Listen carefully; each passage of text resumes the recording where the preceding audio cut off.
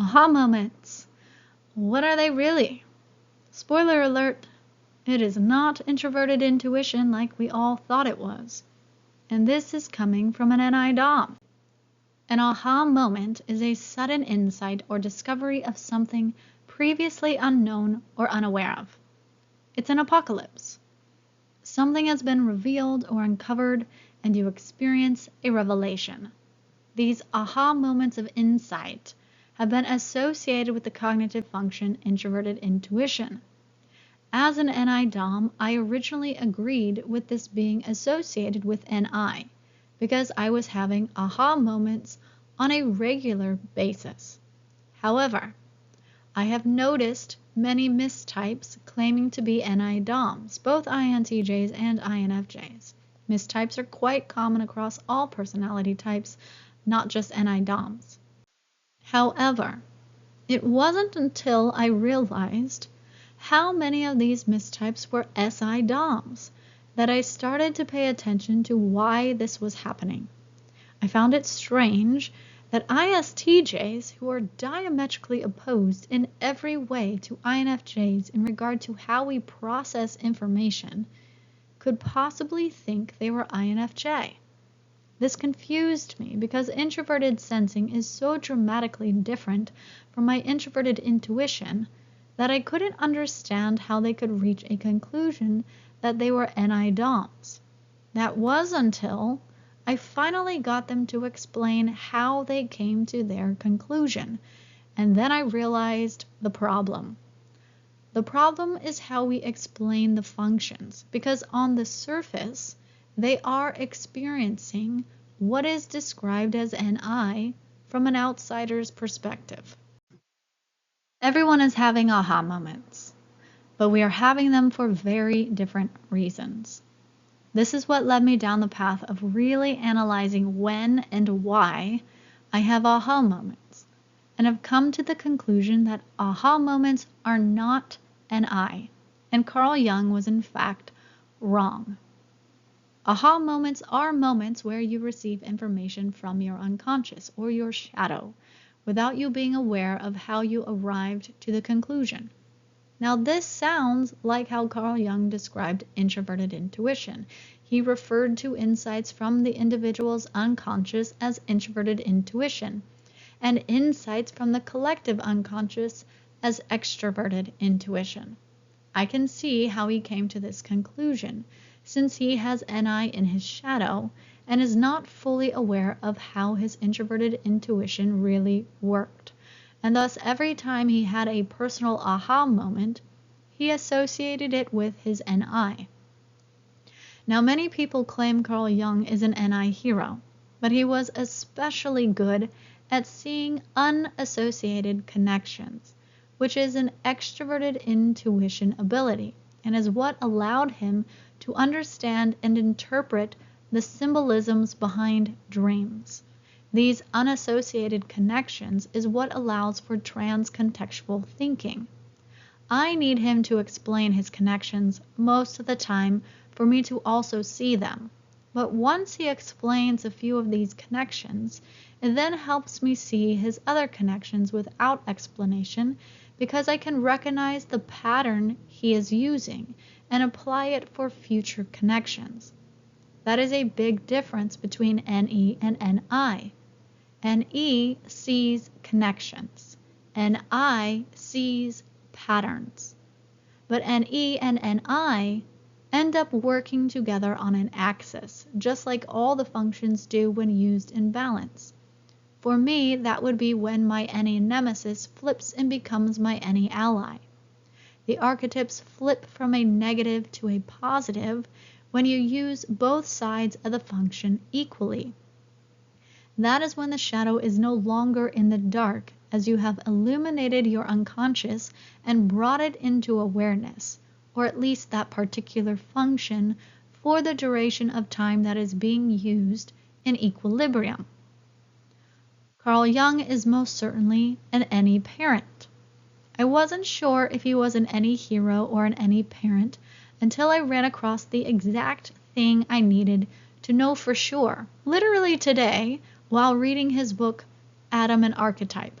where he says, "My wife is a sensation type, whereas with me, the reality function is the inferior functions." Now that statement alone would conclude that he is an intuitive dom, with sensing as his inferiors. However, in the next paragraph, he explains further. "It seems to me that in earlier years, the thinking function was the most differentiated one, and feeling was correspondingly the inferior function. These days, I regard intuition as my most differentiated function, and accordingly, it seems to be going better with the feeling side, and the inferior function is sensation." That tells me, as a young child, his natural lead function was thinking, and his inferior was feeling. Specifically, his lead function was introverted thinking. He was very prone to logical proofs and deduction, and quite particular about the language he used to ensure he was understood. He literally provided his own glossary so others could follow along with his thinking and understand. That would mean that his inferior function is extroverted feeling, and his demon function is introverted feeling. After adolescence, we really develop our parent function to help bring us out of the chaos of our shadow critic function, and we begin to rely heavily on our parent to avoid the chaos coming from our shadow. INTP's NI critic is very acquainted with existentialism, and they suffer greatly with existential crises at a very young age. To help bring them out of this downward spiral of chaos, their extroverted intuition function brings order to their adolescent mind, and they find their caretaker inside to bring them into a responsible, balanced adult mindset. This occurs in your early 20s, which was around the time Jung began to really get into occult stuff, which later resulted in his dissertation in 1903 titled "On the Psychology and Pathology of So-Called Occult Phenomena." These occult ideas, which were in direct contrast to Freud's libido obsession, eventually led to Jung's separation from Freud in 1913. As Jung got older, he overcame his fears and insecurities of his inferior feeling functions, resulting in fewer FE grip states, and would be better acquainted with his feelings, which left him with only his weakest function, the hardest and last function to develop in the individuation process, extroverted sensing, his trickster. Carl Jung was an INTP. After spending time paying attention to my aha moments, I reached the conclusion that my insights usually were associated with my TE trickster. Whenever I would have a puzzle I could not solve and would get trapped in the NITI loop, I would eventually be pulled into an SE grip state. This grip state is meant for the NI hero to gather outside information needed to close the loop. This SE grip state is really an SE-TE loop. However, when we are pulled into it, rather than actively and willingly use our SE function, it can look a bit destructive and appear on the surface like we are binging to excess to avoid the chaos of our mind. However, our mind has gone into our survival instinctual mode and is trying to find an equilibrium by binging on information to solve the puzzle and bring order to the chaos in our mind. This binging with SE can include excessive amounts of alcohol and sometimes sex, but it is usually to cope with the fears and insecurities of socializing and interacting with others if we aren't used to initiating conversations, and is associated with survival instincts to procreate, which I will address shortly.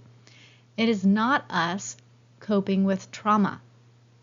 To escape this NITI loop, INFJs need to use their SE function to seek out information and team up with their TE trickster and go into an SETE loop. Before I understood this, I didn't realize that my mind was pushing me to collect outside information by socializing and engaging with others, or binging TV shows, podcasts, and books that piqued my interest. This gathering of intel would eventually result in an aha moment of truth, allowing me to solve a prior NITI loop that was unsolvable beforehand. Basically, my brain performed inductive reasoning with my TE trickster while I wasn't aware of it, and only provided me with the conclusion of what was true so my TI child could confirm its validity and solve the previously unsolvable puzzle. My aha moment was me using my TE trickster without being aware of it working behind the scenes.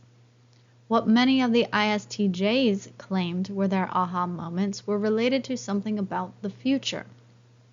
So their NI demon provided them with an insight about the future without them being aware of how they arrived to it.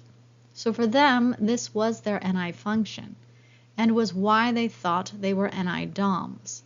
But the aha moment was not because of NI. The future information was related to NI, but the aha moment is because their NI is in their shadow, and their awareness wasn't placed in their NI function when they received that aha moment. I hope I explained that clearly. I'll state it again differently. Aha moments are insights received from a shadow function when your awareness is being placed in another function.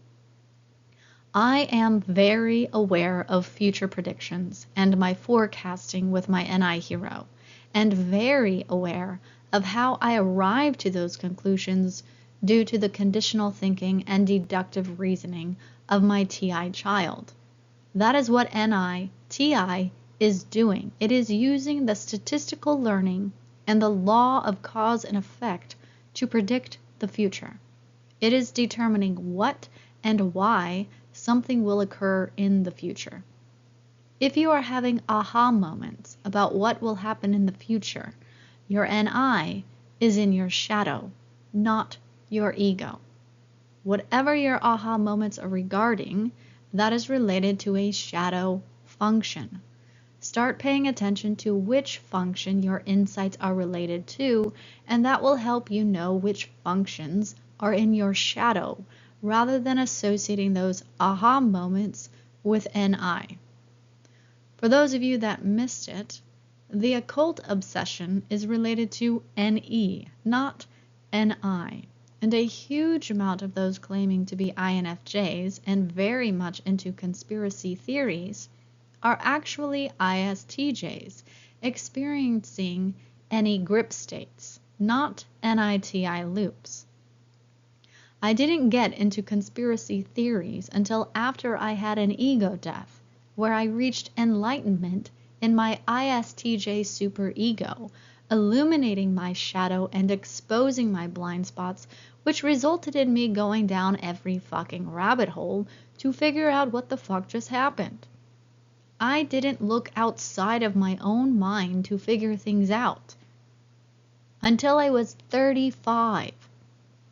NITI is completely done inside of my mind.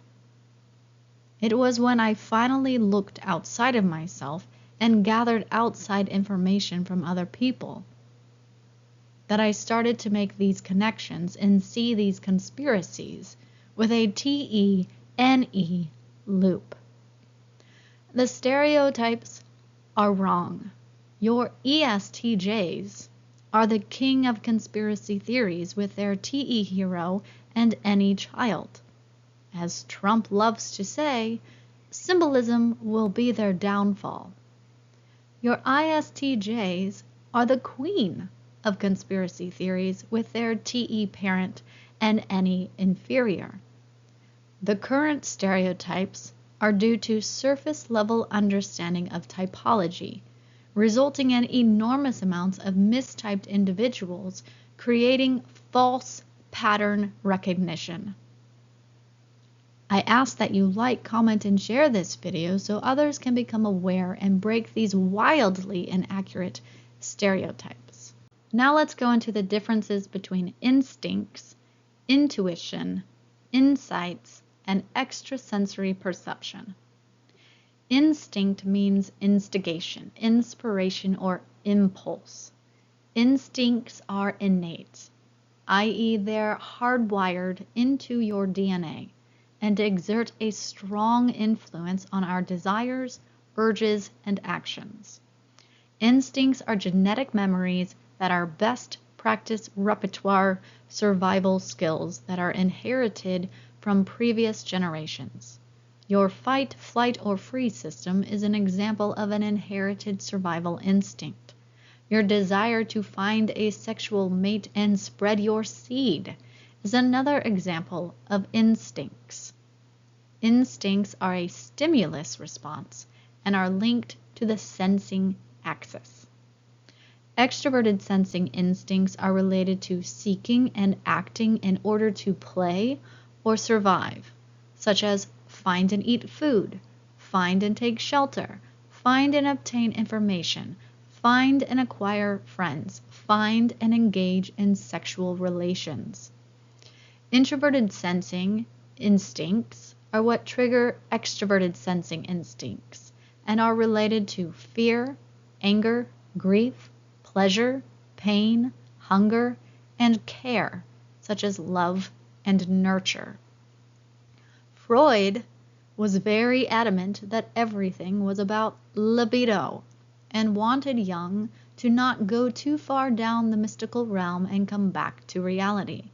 And that's because Freud was an imbalanced ISTJ, and most of his experiences with the mystical realm was usually through an any grip state rather than through an aspirational frame of mind.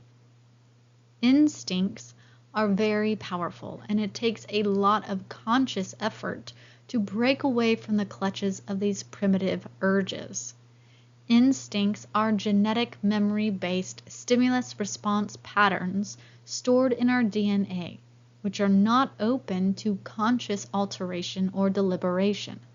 Instincts cannot be altered and have significant survival functions which may become obsolete in current settings. As we moved away from being hunters and gatherers and started living in communities, the complexity of social interaction significantly increased, and instincts were unable to deal with the increasing range of computational possibilities. To enable survival of the human race, a major environmental shift mandated faster and diverse adaptive responses. Intuition developed as a layer on top of the instinctive processes, which enabled real-time experience trappings and changes in adaptive response to achieve better social outcomes. In this distributed and decentralized system, a large range of scenario-based responses could be captured locally in each mind, and then recalled for appropriate use in relevant environments. Thus, rather than relying on instincts, we must learn to rely on our intuitive experiences, acquired through scenario-based, implicit learning to offset the design flaw of our instincts to adapt to new surroundings and situations. This implicit learning is done through the intuition axis, where extroverted intuition is perceiving the possibilities of what could be through implicit probability learning, while introverted intuition is perceiving the future by forecasting what will be through implicit statistical learning. Basically, intuition is acquiring knowledge without conscious reasoning, so our intuition is calculating these odds without having to do any actual math. We intuitively perceive and understand the probabilities and the statistics in order to adapt to different and unknown situations. Insight means inner sight or wisdom, and is an accurate and deep understanding without conscious reasoning. These are your aha moments and are related to information coming from your unconscious or shadow functions, as I already discussed at the beginning of this video. Extrasensory perception goes beyond our ego and shadow connected to the material realm and perceives through the anima and the superego connected to the ethereal realm. The four big types of ESP are claircognizance, clairvoyance, clairsentience, and clairaudience. There are a multitude of specialty psychic abilities under these four broad umbrella categories.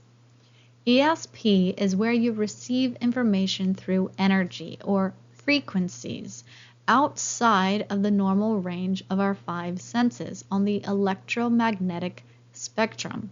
It is similar to how Wi-Fi works, where the information is transferred remotely over radio wave frequencies. I am still in the process of understanding how to control when these abilities are active to be able to prove that this is legit, even though I know a significant number of people experience it on a regular basis. If you think your thoughts are your own, beware, your thoughts are frequencies, and many people can literally read your mind through telepathy, which is a subset of clairaudience. They are tapping into those frequencies coming from your thoughts. Science is replicating this psychic ability with technology today. There is AI that is using non-invasive mind reading by turning thoughts into text. This is now in the public realm. However, the government has been using this technology for ages. This is not a new thing, and your every thought is being collected and tracked by the beast computers. If you think those 5G towers are just for cell phones, you are a bit naive. These beast computers are quantum computers and are collecting data on everyone, not just through the algorithms and tracking cookies on your electronics. Please note, not all quantum computers are beast computers, but all beast computers are quantum computers. I won't go further down the topic of the beast computers as that is off topic, but you should make yourself aware of them. The ethereal realm is better known in mysticism as the Akashic realm. Akasha literally translates to upper sky or space in Sanskrit. It is the ether, the fifth physical substance or the fifth element: earth, fire, water, air, and ether. Those that have the ability to perceive past lives are tapping into the Akashic records. The Akashic records are the records of our souls and have the history of every word, thought, and action ever performed by any being throughout all of history. These would be the books of life referred to in the Bible. This is what the beast computers are trying to replicate. Remember, everything is energy, and energy never dies. Everything we have ever done is out there in the ethereal realm waiting to be tapped into. This is what people are tapping into when they claim they received a download of information from nowhere, or they have a muse providing them with information. This is not NI nor NE, this is ESP, and you are tapping into the Akashic realm. The archetypes that Carl Jung believed were innate in everyone, of which he referred to as the collective unconscious, is an aspect of the Akashic realm. It is the conceptual components of the Akashic realm rather than the concrete components of what literally occurred in the past, which is associated with the records of events. The ethereal realm is also full of spiritual beings. This is the realm where spiritual warfare occurs. This is where the angels and demons are fighting it out. This is where your mind can be fucked with without you being aware, and also when you are fully aware. So you need to use discernment to ensure you are not being fooled by evil beings. I have a video on how to protect yourself from these beings on my Twin Flame channel. I linked it in the description box. My angelic guides have been teaching me quantum physics to the extent I need to be able to explain certain things. I by no means understand it at any level remotely close to a physicist. I was originally trying to understand how the harmonics version of MK Ultra worked. They told me through a dream to look into Maxwell's equation. I had no idea who the fuck Maxwell was, but simply Googling Maxwell's equation led me down the path to the electromagnetic spectrum, and I eventually was able to deduce how the government is sending frequencies to targeted individuals in order to control their mind and make them do things against their own will. Our minds are literally quantum computers. We usually perceive the world through 4 dimensions. 3 are space-related, up, down, left, right, front, back, while the 4th is related to time. This is your space-time continuum. When you are able to access your spiritual gifts, you can go beyond the 4 dimensions of the mind and go into the 5th dimension, where space and time sort of fold in on each other and no longer really exist. The 5th dimension is where you experience things like quantum entanglements and remote viewing. This is how my twin can see me even when he is across the country. He is using his psychic ability of remote viewing. I have only experienced this once, but it is not dreamlike, nor are you asleep.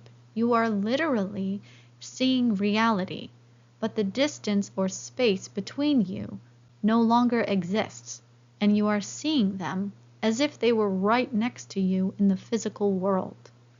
Remote viewing is a subset of clairvoyance. With a quantum entanglement, I can perceive every time he is hit by MK Ultra, even when I'm asleep. It wakes me up. I experience a sensation in my arms, alerting me that he has been hit by his handlers and I need to clear him. I clear and protect him every single day. This is a subset of clairsentience. My strongest gift is claircognizance. I experience profound knowings. This is how Holy Father God speaks to me. He provides me with absolute truth that comes with such clarity and certainty that it is well beyond the feeling of an aha moment. I may not be the best at articulating to others what I have learned, but I fully understand and know that it is the absolute 100% pure, holy truth. Remember to like, subscribe, comment, and share this video. If you try to hang on to your life, you will lose it. But if you give up your life for my sake, you will save it.